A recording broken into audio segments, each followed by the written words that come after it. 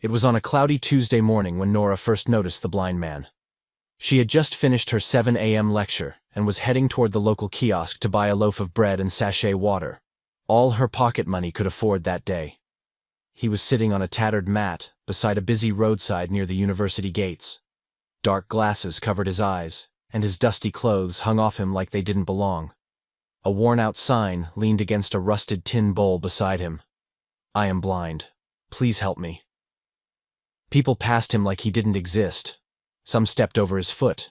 A few students even laughed behind his back. But Nora, even in her own hunger, couldn't ignore him. She stood for a moment, hesitating. She had only one loaf. She looked at it, looked at him, and tore it in two. She bent beside him quietly and said, "Here. You can have half." The man lifted his head slowly. His voice was deep but calm. "What is your name?" "Nora." He didn't smile. He only nodded. "Thank you, Nora." From that moment, something inside her changed, and she didn't understand why. Every evening after class, while others rushed to their hostels or the food canteen, Nora always took a different path. It led her through a dusty street, past a closed-down kiosk and under a large mango tree where an old wooden bench sat, cracked and worn, yet holding something precious. Or rather, someone. Kofi. The blind beggar who never asked for much. He always sat quietly with his cane resting beside him and a little bowl in front of him, filled with coins from kind strangers, though on many days it was empty. But no matter what, he always smiled when he heard her footsteps. "Is that you, Nora?" he would say softly, and every time she'd smile. "It's me, Kofi. I brought something for you." She would sit beside him, unwrapping her food. The only meal she had for the whole day, meant for her lunch, sometimes her dinner too. She never told him that part. They would talk for hours. About the sun, about the smell of roasted corn in the air, about her school, his dreams, her mother's old stew recipe. Kofi listened like he could see every word she said. Sometimes, he would tell her stories, about stars she could barely see through the polluted sky, about how beautiful the world still was, even in darkness.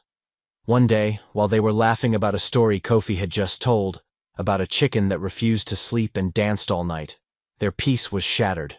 Some students from Nora's university, dressed in the latest designer outfits, came walking down the street. They were loud, flashy. Gold chains glittered around their necks, and their sneakers looked like they'd never touched dust. At the front of the group was Kwame, the ringleader, the one with a voice louder than thunder and pride, taller than any mountain. "Ah! See who we have here!"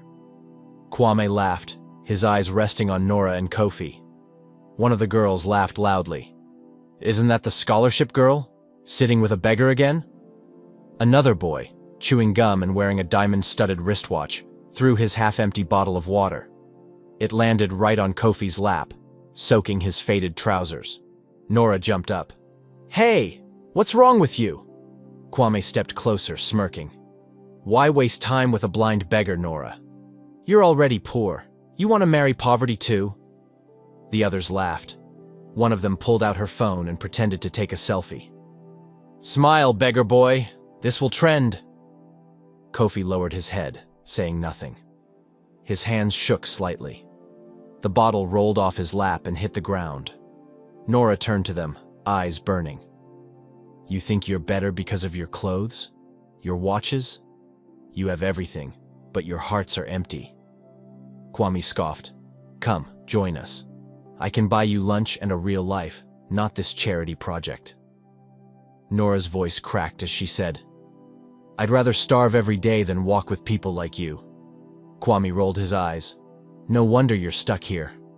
They walked off, their laughter ringing through the dusty street like poison in the wind. Nora turned to Kofi. He was quiet. Too quiet. His hands were clenched. "I'm sorry," she whispered, kneeling beside him. "I should have stopped them. I should have—" He shook his head slowly. "You don't need to say sorry for their wickedness. I'm used to it." She reached for his hand. "No," she said. "You shouldn't be used to pain. You deserve kindness too." Tears fell from her eyes, but she didn't wipe them. And when he smiled again, faintly, gently, she saw something unshakable in him. Something the rich kids couldn't touch. Dignity. Strength. He was blind, yes. But Nora saw clearly now. He could see the world more beautifully than anyone else. And that night, when she walked home with an empty stomach and a heavy heart, she promised herself one thing. She would keep showing up. No matter what. The next day, Nora came with tears in her eyes. Kofi could feel it in her voice before she even spoke. "My scholarship. They've cut it," she said. "They said there's no funding this year." He listened quietly. "I don't know how I'll pay fees, or rent, or eat." She didn't cry for pity. She just spoke like a girl who was tired of pretending to be strong. Kofi reached out, fumbling until he found her hand. "I may be blind," he said softly, "but I see you, Nora. You are gold." She froze. It was the first time someone had truly seen her pain. "I'll be fine," she said, wiping her face. "I'll look for a part-time job." She smiled at him. And Kofi made a silent vow that night. If she didn't give up on him, he would never give up on her. Meanwhile, across town, in a heavily guarded mansion, chaos brewed. Uncle Danso, Kofi's late father's younger brother, stood frozen with a letter in hand. It was a photo. A blind beggar in tattered clothes, with a strong jawline and a familiar scar on his chin. "Is it possible?" he whispered. Years ago, he'd tried to erase Kofi, to take the inheritance for himself. He had paid men to get rid of him. But Kofi didn't die. If he was alive, if he remembered, the empire would crumble. On Thursday morning, Nora's class test was cancelled. She rushed to clean 3 houses before noon. By 2 p.m., she managed to gather 20 CDs. Still not enough for rent. When she got back to her room, she found her mattress outside, flung carelessly beside a rusted bucket. A neighbor stood nearby. "He said you were warned." Tears rushed to her eyes. "Where is he?" "Gone." He locked the door. Nora stared at her clothes, now soaking in the dirt after a light rain. She dropped to her knees and pressed her palm to her face, hiding her sobs. That evening, she didn't go to Kofi. She felt too ashamed. But the next morning, she returned, with swollen eyes and a cracked voice. "I have nowhere to sleep," she whispered. Kofi turned his head slowly toward her. "Then stay here." Her mouth opened slightly. "Here?" "On the mat," he said. "It's not much, but it's safe." She looked around. Flies buzzed nearby, and the ground was still wet from last night's rain. But something about the way Kofi spoke made her believe she'd be okay. She lay down beside him, using her school bag as a pillow, and for the first time in days, she felt calm. Kofi whispered, "You don't have to carry the world alone, Nora." And in that moment, 2 broken people became each other's home. But neither of them knew that a black SUV was parked down the road, watching them from behind tinted glass. The men inside were not there to help. They were sent to make sure Kofi would never be found again. Nora slept beside Kofi on the ground, using her wrapper as a blanket. When it rained, they'd curl under a broken umbrella someone had thrown away. She tried to smile. "At least we don't have to pay for this kind of hotel." But Kofi could hear the sadness in her voice. She had lost weight. Her cheeks were hollow, and her eyes looked tired. Every day she fought to survive, washing people's clothes, picking used bottles to sell. The next day, she came to Kofi with a cup of water and 3 spoons of soggy rice. "That's all I could manage today," she said. She didn't take a bite. She gave it all to him. He touched the cup carefully and asked, "Did you eat today?" She hesitated, then nodded. Yes. But she was lying. Later that night, while Kofi dozed off, Nora clutched her stomach, too weak to sleep. The pain of hunger felt like fire in her belly. But she didn't wake him. She couldn't. He had already lost his sight. She wouldn't let him carry her pain too. She cried silently, the tears mixing with the rainwater dripping from the edge of the umbrella. Just then, two boys passed by and shouted, "Aw, look at love in the gutter!" They laughed and walked off. Kofi didn't flinch, but Nora's eyes filled with tears, not because of the insult, but because she realized something painful. She was falling in love, with a man who might never see her smile, with someone who had nothing to offer. But in her heart, he was everything.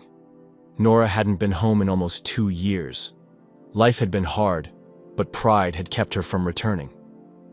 That day, after washing clothes from sunrise till her fingers wrinkled, she walked the long, dusty road to her family home. Not because she wanted to, but because she was tired. Tired of fighting alone. Tired of pretending she was fine. She needed to see her father. To remember the man who once wiped her tears with his shirt and called her his star girl. When she entered the compound, her younger sister Miriam ran to her and embraced her tightly. "Nora, you didn't tell me you were coming." Nora smiled weakly. "I wasn't sure I'd be welcomed." But her heart broke when she saw the shock and coldness on her father's face as he stepped out of the house. His gray beard had grown fuller, but his eyes were just as sharp. He didn't return her smile. "Nora," he said stiffly. "So it's true." She blinked. "What's true, Papa?" "I heard you've been sleeping on the street. With a blind beggar?" His voice cracked the air like thunder. Nora's lips trembled. "He's not just a beggar. His name is Kofi. He's kind. He's gentle." "You brought shame to this family," he snapped, slamming his palm against the wooden pillar. "My daughter, lowering herself to feed a useless blind man in the gutter?" Tears welled in Nora's eyes. "He helped me feel human again, Papa. When I had nothing, when even food was hard to find. He shared the little he had. He didn't judge me. He just saw me." "He's nothing," her father shouted. "And you? You've reduced yourself to nothing." She turned away, biting her lower lip to stop herself from crying. But Miriam stepped between them. "Papa, stop," Miriam said firmly, her own eyes shining with tears. "You don't know what she's been through. You didn't ask. You didn't even hug her." "She threw her future away," he growled. "No," Miriam whispered. "She's surviving. And loving someone who's broken doesn't make her weak. It makes her strong." The silence hung in the air like smoke. Nora wiped her tears and looked at her father one last time. "I didn't come to beg. I just wanted to feel like your daughter again." He didn't answer. And that silence broke her heart more than any insult. She turned to Miriam and whispered, "Thank you." Miriam followed her outside. "Please don't go back to sleeping on the street." "I'll be okay," Nora said. "At least now I know who truly sees me." She walked into the fading evening light, barefoot, carrying a torn bag on her back and a storm inside her chest. But as she walked, she whispered Kofi's name. And for the first time in days, she realized that the only person who had ever truly accepted her was the man the world refused to see. The street was quiet when Nora returned. She walked slowly, her feet blistered, her shoulders aching, her heart shattered from her father's rejection. She could barely feel her legs. But when she saw Kofi, sitting in his usual corner with his head bowed, something inside her broke again. Not from pain this time, but from love. A kind of love that felt bigger than her body could carry. "Kofi," she whispered. His head lifted slowly. Though he couldn't see her, he smiled. That same calm, broken smile he always wore when she returned. His voice was soft. "I thought you forgot me." Nora dropped to her knees in front of him. Never. Not in this lifetime. She reached for his hands. They were cold. "Kofi, you waited for me?" "I always wait," he said, "because you're the only thing in this world I can still feel." Her heart cracked wide open. Tears fell freely, dripping onto the back of his hand as she pressed her lips to his knuckles. "I went home. My father doesn't want me anymore." There was silence for a moment. Then he whispered, "Then you and I, we belong to the same world now." They sat like that for a long time, holding hands, two broken souls drawing warmth from each other. Then suddenly, without warning, Kofi collapsed forward, falling into her arms. "Kofi!" she screamed, shaking him. His body was cold. His breathing was shallow. "No, no, no, stay with me!" She laid him on the ground, cradling his head in her lap. His lips trembled. "I haven't eaten in 2 days," he confessed weakly. "I saved the bread you brought. I was waiting to eat it with you." Nora sobbed. "You foolish man. I would have given you everything." He coughed, and a tear escaped the corner of his blind eyes. "I wish I could see you. Just once," he whispered. "Then close your eyes," Nora said, crying harder. "And picture me the way you feel me. I'm always smiling. Because of you." Kofi's hands trembled as he reached up to touch her face. His fingers traced her cheeks like they were reading a story. "You feel beautiful." She laughed softly through her tears. "You're the only one who's ever said that to me and meant it." The next day, Kofi lay on a torn mattress in the corner of the tiny abandoned shop they had found shelter in. He hadn't spoken in hours. His lips were dry. His forehead burned like fire. Nora knelt beside him, wiping his face with a wet rag. "Stay with me," she whispered. "Please, Kofi, stay with me." His chest rose and fell in slow, painful gasps. The fever had worsened overnight. He barely recognized her anymore. His once gentle words had turned into murmurs she couldn't understand. Nora stared at the envelope in her bag. Her last savings, money meant for her final year school fees, everything she'd worked for, her dreams of graduating, of becoming something more. But if Kofi died, what would it all mean? She gripped the envelope tightly and stood up. Her hands shook as she kissed his burning forehead. "I'll come back," she whispered. "Don't leave me." She ran. Down the market road, past the rows of hawkers, through the narrow alleys of their town. She ran straight to the local clinic, breathless and desperate. "I need help," she cried. "Please, my friend is very sick." The nurse looked at her stained clothes and frizzy hair with hesitation. "Do you have money?" Nora didn't answer. She just held out the envelope with both hands, tears pouring from her eyes. "This is all I have. Please, save him." The nurse took the money and nodded. And that's how Kofi was admitted. That night, Nora sat beside his hospital bed, holding his hand. His fever slowly dropped. The machines beeped steadily.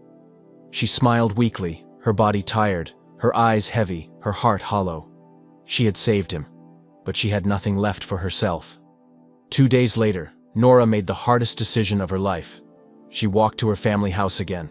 Her school had sent a notice: "Pay your remaining fees by Friday, or you'll be withdrawn." She took a deep breath and knocked on the door. Her father opened it. "What do you want?" he asked coldly. Nora bowed her head. "I need help." He didn't move. "My school. I used the money for Kofi's treatment. He would have died, Papa. Please, just help me pay what's left." He stared at her with disgust. "You still haven't left that blind beggar?" "He's healing. He's not a beggar, Papa. He's a man. A good man." Her father laughed bitterly. "Then let that good man pay your fees. Or better still, let him carry you on his back to class, since that's the future you chose." "Papa, please," she cried. "Just this once. Don't let me lose everything." He stepped closer, his voice rising. "Everything? You lost everything the day you threw away your dignity. You're no daughter of mine." Those words hit her harder than a slap. Her knees buckled. She knelt at his feet, crying, "Please, please." Her sister Miriam came out and rushed to her side. "Papa, stop! This is too much! She's still your child!" He pointed at the gate. "Take your nonsense and go." Nora collapsed into Miriam's arms, sobbing so hard she couldn't breathe. Miriam held her tightly. "It's okay, Nora. He doesn't know what love is. But I do. I see what you're doing. I see how strong you are." Nora whispered through tears, I've lost everything." "No," Miriam said, brushing the hair from her face. "You still have your heart. You still have Kofi. You haven't lost. You're just choosing a different kind of victory." They sat on the ground for a long time, the sky darkening above them. And somewhere in the hospital bed down the road, Kofi stirred for the first time in days. The hospital room smelled of old antiseptic and quiet pain. Nora sat at Kofi's bedside, her head resting on the edge of his bed, her eyes heavy with exhaustion. She hadn't eaten properly in days. Her body was weary, her spirit bruised, but she stayed, because love made no room for comfort. Kofi stirred. She blinked. His hand twitched slightly. Nora shot up. "Kofi!" His eyes opened slowly. He blinked a few times, dazed. She gasped, grabbing his hand. "You're awake!" He turned toward her voice. "Nora!" She broke into tears, covering his hand in kisses. Yes, I'm here. You're okay. You're back." He looked around, confused. "Where are we?" "In a hospital," she whispered. "You had a fever. I thought I'd lost you." He tried to sit up but winced. She gently pushed him back down. "Don't rush. You're safe now." He reached for her hand. "You saved me again." She smiled through her tears. "With my school fees." He frowned. "No, you shouldn't have done that." "You're more important than a certificate," she whispered. "What good is paper if I don't have you?" Kofi's eyes glistened. "Nora, you love me that much?" "I love you enough to lose everything for you." He covered his face with one hand, his body shaking softly. "No one's ever done that for me, not even my own family." Nora wiped her tears and kissed his forehead. "Then let me be your family." Kofi slowly regained strength each day, but he still looked fragile. The clinic bed creaked beneath his weight as Nora helped him sit up and fed him warm pap she had prepared with borrowed ingredients. "Open your mouth," she whispered, smiling through tired eyes. He chuckled weakly. "You're beginning to sound like a mother hen." "Then sit still and let me take care of you," she replied, her voice softer now. Their laughter filled the small room, tired, broken laughter, but it was still theirs. At night, she held his hand while he slept. At dawn, she bathed his body with a wet cloth and whispered prayers no one taught her. Only pain had made her learn them. Yet outside the small clinic window, a dark shadow moved. A black Prado parked by the far end of the street. Inside it sat Uncle Mensa in a deep green agbada, a gold wristwatch gleaming on his wrist. "So?" he said quietly to the driver. "The fool thought he could run from me?" The driver shifted nervously. Uncle Mensa continued, "Kofi is alive, and he's in love with some village girl named Nora. They think they're safe, but I'll finish what I started." He stepped out of the car and walked into a nearby beer parlor. From there he made one phone call. "Find him," he said coldly. "Rough him up. Nothing fatal. Just a reminder of what happens when you forget your place." Later that night, Nora left the clinic to fetch water from the nearby borehole.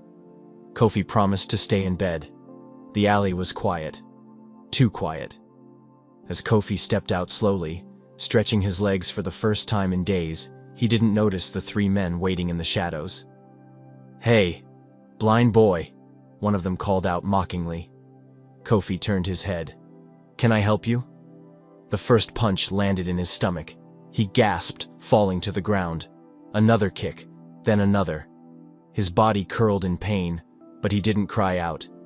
"Stay away from her," one of them spat. "You don't belong here. Street trash like you shouldn't touch a girl like that." They kicked him again, his ribs this time. His breath caught. But he still didn't scream. When Nora returned with the water bowl, she found him bleeding at the clinic's back door. She screamed so loud the entire neighborhood heard. "Kofi!" She dropped everything and rushed to his side. His face was swollen. Blood trickled from his mouth. She cradled him, sobbing. "Who did this to you?" He shook his head. "It's nothing. Nothing, Kofi. Look at you." But he turned away. "I'm sorry." She held him tighter, rocking him. "Why is the world so cruel to you?" He didn't answer. But deep inside, Kofi knew. His uncle had found him. And this was just the beginning. Nora hadn't slept in 2 nights. She sat by Kofi's bedside, her fingers brushing gently over the bruises on his cheek. He winced a little, and her heart squeezed. "I should have stayed," she whispered. "You had to fetch water," he said softly. Still, guilt ate at her. What kind of world is this, Kofi? Why is loving you so dangerous? He didn't answer, but his eyes, clouded by pain and hidden truths, held so much sorrow. She kissed his forehead. "No matter what happens, I won't leave you." Outside the clinic, a silver car rolled past slowly. Inside it sat David, tall, confident, clean-shaven. His smile could melt a room. His clothes, sharp and expensive, didn't belong in this kind of neighborhood. But his job wasn't to fit in. Uncle Mensa had picked him well. He was already a student at Nora's university, known for his charm and generous spending. He had no problem getting girls. But this time, his mission was different. The next morning, Nora walked into her school late. Her eyes were swollen from crying, her shoes torn from running back and forth between school and the clinic. Students whispered, "That's the girl dating a blind beggar. She's throwing her life away. She used to be so promising." She kept her head down. She didn't have time for them. As she waited outside her lecturer's office, someone approached her. "Hi, are you Nora?" She looked up. He was handsome, very light-skinned, well-dressed, and confident. A stranger. "Yes, I'm David. I've seen you around. I hope I'm not disturbing you." She shook her head, unsure. "I noticed you've been quiet lately. If you ever need someone to talk to, I'm a good listener." She forced a polite smile. "Thanks." He didn't push further that day. But the next day, he brought her lunch. The day after that, he helped her carry her books. And soon, the whispers changed. "Is that David with Nora? Ah, so she's leaving the blind beggar after all?" Even some lecturers noticed. David was deliberate. Every kind gesture, every well-timed compliment, all designed to make Nora feel seen, appreciated, and confused. One evening after class, David walked Nora to the school gate. "I heard what happened to your friend," he said gently. Nora paused. "He has a name. Kofi." He nodded. "I'm sorry, I didn't mean any offense." They walked in silence for a while. Then he spoke again. "Nora, you're beautiful, intelligent, strong. You deserve someone who can give you a better life." She frowned. "I didn't ask for better. I asked for love." "I know," he said carefully. "But wouldn't you rather be with someone who can take care of you? Support you through school? Help your future?" She stopped walking. "Is this why you've been helping me?" He looked sincere. "Nora, I like you. A lot. And I'm not blind, so I can see how beautiful you are." She blinked, hurt. What does his blindness have to do with anything?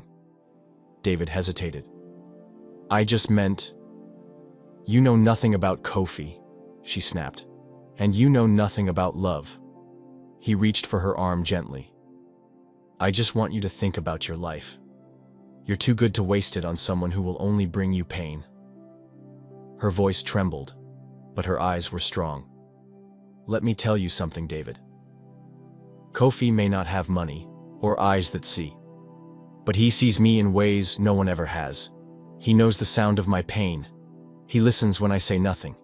He prays for me when I don't even believe. He is my light." She turned sharply and walked away. David watched her go, stunned. Inside his pocket, his phone vibrated. He picked it up. "She's not falling for it," he muttered. Uncle Mensa's voice hissed through the speaker. "Then we try something else. But that girl must leave him, or I will ruin them both." Kofi lay on the thin mattress, his hands stretched across the bed. reaching for Nora's. She sat beside him as always, her eyes tired but full of love. "Are you sure you're feeling better today?" she asked, brushing his forehead gently. "I am," he said, trying to sound strong. "I even managed to walk around the clinic." She smiled, though the corner of her mouth quivered. "That's good. You'll be back on your feet soon." But her heart carried a storm. Earlier that day, she had found a letter slid under the clinic door. There was no name, just a single line, written in bold red ink. "Leave him now, or suffer for loving a lie." She hadn't shown it to Kofi. Not yet. As he fell asleep, she stepped outside with the letter in her hand. Her chest ached. Who hated Kofi so much? Why was love such a dangerous road? She sat on the clinic step, fighting tears. Then her phone buzzed. Unknown number. She hesitated, and answered. The voice on the other end was low, almost a whisper. "Do you love him enough to die for him?" She gasped. "Who are you?" Then the call ended. Her hands shook. She looked around, but the street was empty. Meanwhile, in a dark office far across town, Uncle Mensa poured himself a glass of brandy. "She's stubborn," he muttered. "Too loyal." His assistant stood nearby, nervous. "Should we keep pressuring her?" Mensa sipped his drink slowly. "Number the soft tricks are done. We tried the boy. She didn't fall. Now." He paused, eyes cold. "Let's test her pain threshold." He opened a file on the desk. Inside were pictures of Nora, taken at different times. At school, at the clinic, walking alone. "I want her to feel afraid, unsafe. I want her to blame Kofi for her suffering. Make her believe he's cursed." "Yes, sir." Mensa leaned back, a bitter smile on his face. "If I can't control Kofi's fortune, I'll destroy his heart." Back at the clinic, Nora came inside, her face pale. Kofi was sitting up. "I heard your phone ring," he said. "Who was it?" She forced a smile. "Wrong number." He tilted his head. "Are you sure?" She nodded. "Yes. You should rest." But that night, she didn't sleep.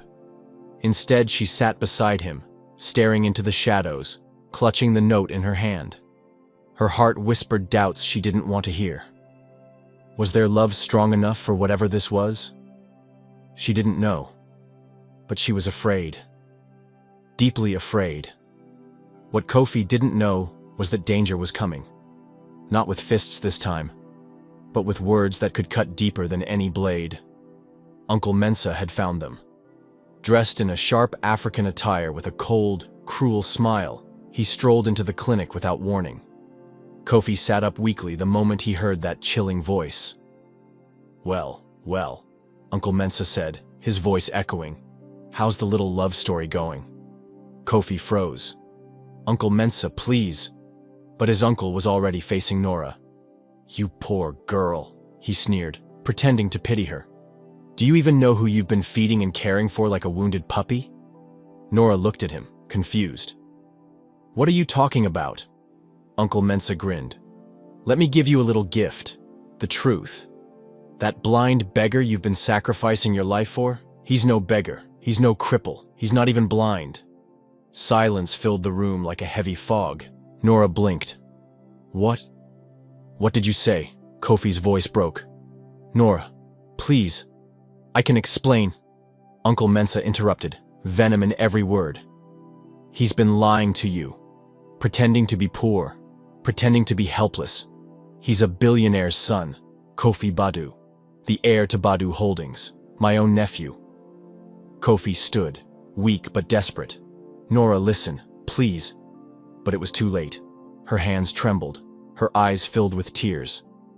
"You lied to me?" Her voice cracked. "All this time? All those nights I stayed hungry just to feed you. I begged my father for help. I thought I knew you." Kofi took a step toward her. "I wanted to tell you. I was going to, but you didn't," she cried, voice rising. "You let me suffer for you. You let me give you everything when you already had it all. Why, Kofi? Why would you do that to me?" Tears streamed down her face as she ran out of the room, heart shattered into pieces. Kofi tried to follow, but Uncle Mensa blocked the door. "If you ever try to go near her again," he hissed, "I will destroy you, Kofi. You hear me? Don't think of coming back. I own your name, your company, your life. Stay in the shadows where you belong." Kofi clenched his fists, eyes red with pain. But he said nothing. Not yet. Later that evening, Nora sat in a dark corner of her room, curled up like a child. Her sister found her, cheeks wet with tears.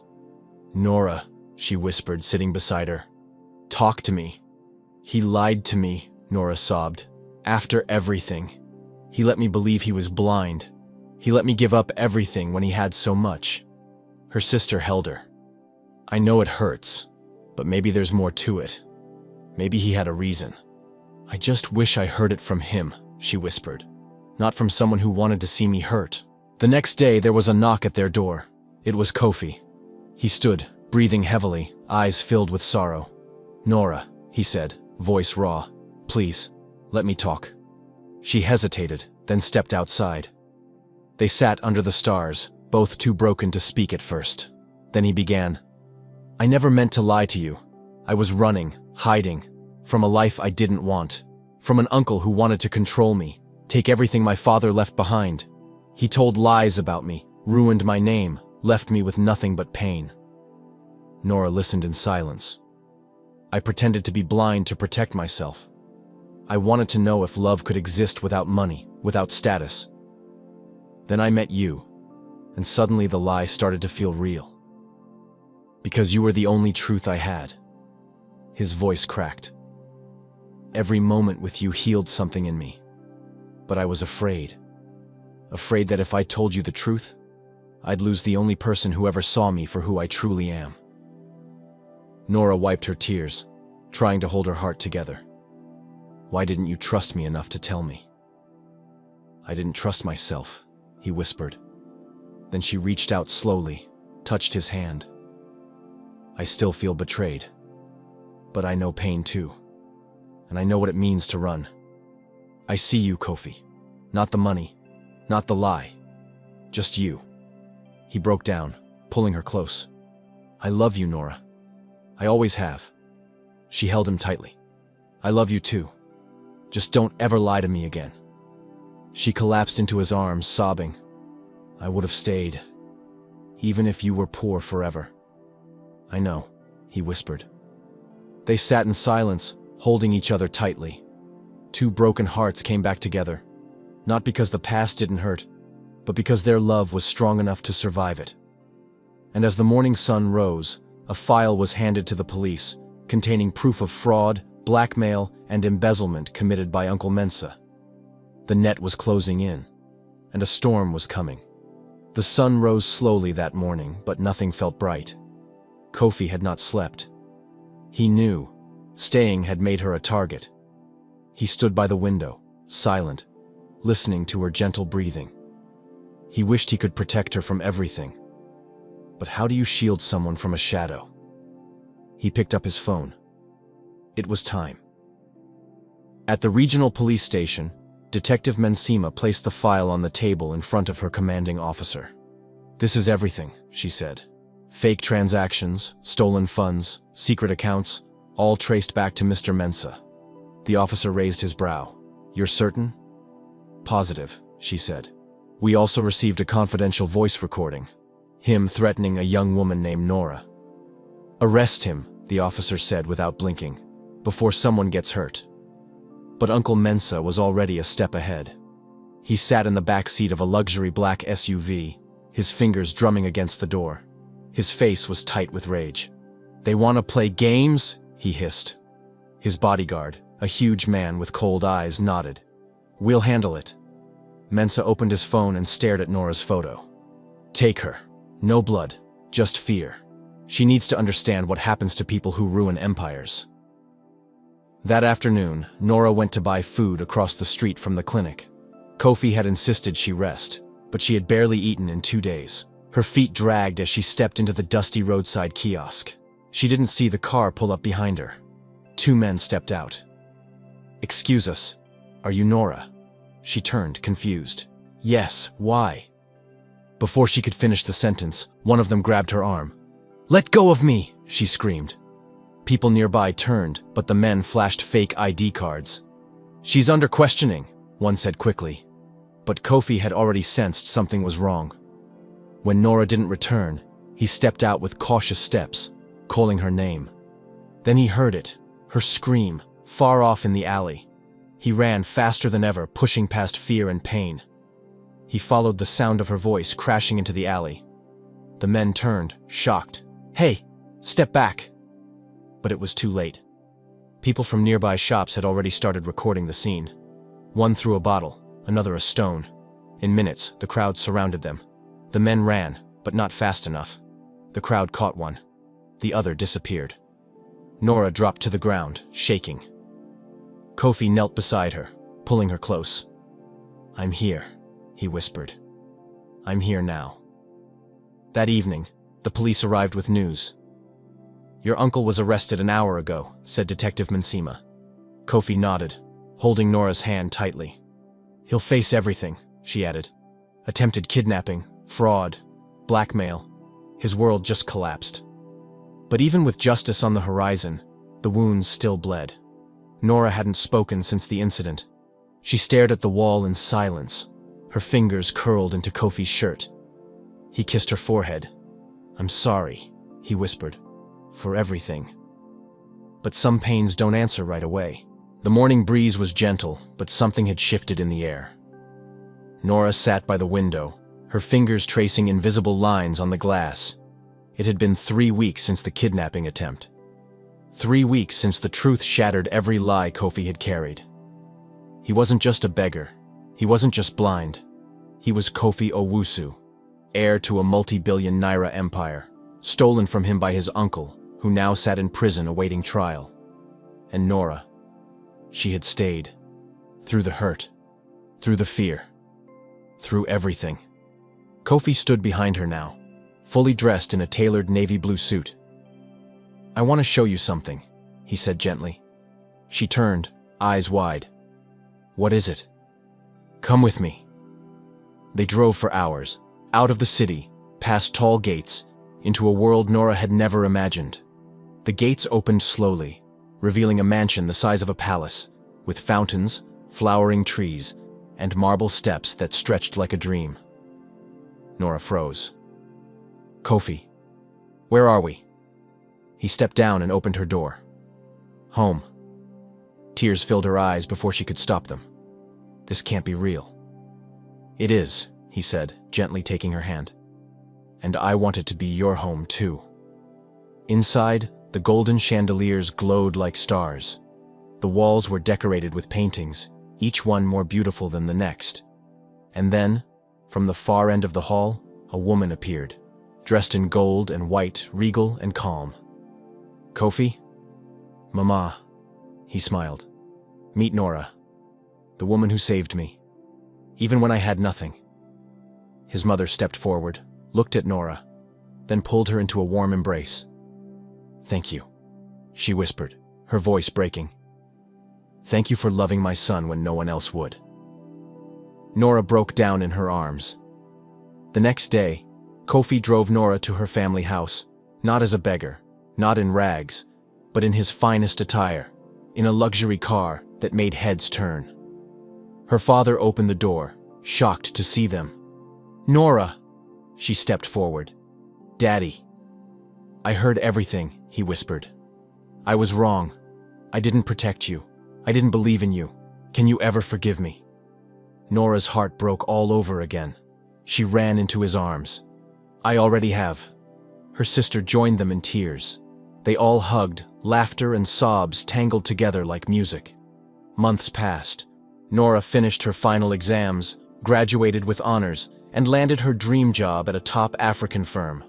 Kofi rebuilt his company with new leadership and transparency. His name was cleared, his image restored. And one bright afternoon, beneath an arch of golden flowers, he proposed. "I've loved you since the moment you handed me that bread, Nora," he whispered.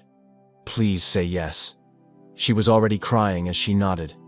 Yes, 1,000 times yes. The wedding was held in the gardens of the Owusu mansion. Every guest had tears in their eyes as Nora, in a shimmering white gown, walked toward the man who once sat on the streets with dusty feet and dark glasses.